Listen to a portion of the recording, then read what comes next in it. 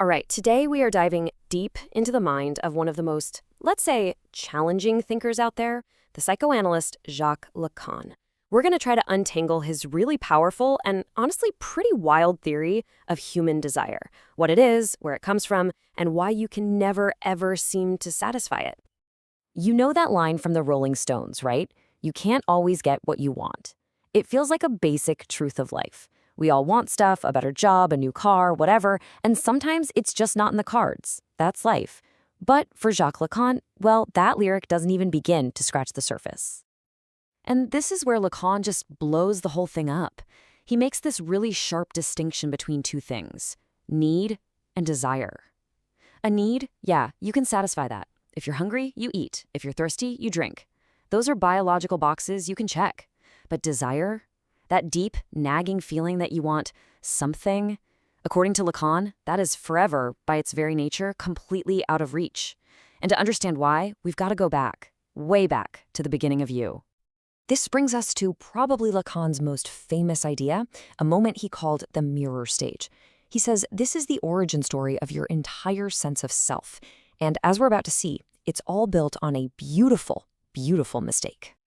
So picture an infant, maybe a year old. On the inside, its reality is just chaos. It experiences its body in fragments. Its limbs don't do what it wants. It's just this helpless, uncoordinated bundle of sensations. But then, one day, it sees itself in a mirror. And what it sees isn't chaos. No, it sees a whole, complete, handsome little person staring back. And for the first time, the baby thinks, whoa, that's me. This perfect reflection becomes what Lacan calls the ideal I. It's this outside, idealized image that the baby totally identifies with, and it forms the very first seed of what we call the ego. And, super important, the baby sees itself as this complete, perfect thing that its mother, the first big other in its life, wants.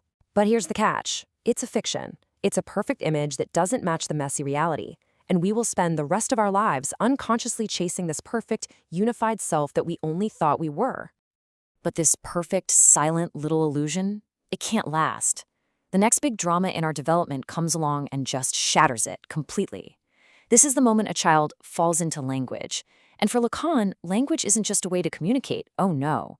It's a system that fundamentally rewires our reality, and along with it, our desire. So to get this, we need a super quick lesson from linguistics. A sign has two parts. You've got the signifier, that's the word itself, like the letters T-R-E-E. And then you have the signified, that's the actual concept of a tree. Easy enough, right? Well, Lacan takes this basic idea and flips it completely on its head. This is Lacan's famous little algorithm. Now notice what's on top, the capital S, the signifier. For Lacan, the word comes first, and it's way more powerful. Language doesn't just describe our reality, it actually creates it. And that bar between the S and the S, Lacan says that thing is absolute. It's a wall. We can never get past the words to the real thing itself. We are trapped in a world of symbols, forever barred from direct contact with reality. So here's what happens. When we enter into language, we lose that perfect whole image we saw in the mirror. We become split. We now have a self that's defined by words, by symbols, by this huge system that exists totally outside of us. And this creates a permanent, fundamental feeling of lack. It's this deep sense that something essential was lost, that we're somehow incomplete. And this feeling of lack, well, that becomes the relentless engine that powers all of our desire. Okay, so if we're all just walking around in this state of permanent lack, how do we actually go about wanting things? Lacan says our desire works in two main ways, and he borrows the terms straight from linguistics: metonymy and metaphor. You can think of it like this. Metonymy is the plot of your life. Metaphor is the poetry. Metonymy is that endless chase, just moving from one thing to the next, always connected, but never actually arriving. Metaphor, on the other hand, is that spark, that aha moment, where a new connection suddenly reveals a much deeper meaning. Let's break down this metonymic chase. You think you desire a specific thing, let's say a fancy red sports car. But for Lacan, that car is just a signifier. It's a placeholder for what you really lack. Maybe it's a feeling of freedom, or power, or youth. So you get the car. Does the desire stop? Of course not. It just slides over to the next link in the chain. A bigger house, a promotion, whatever.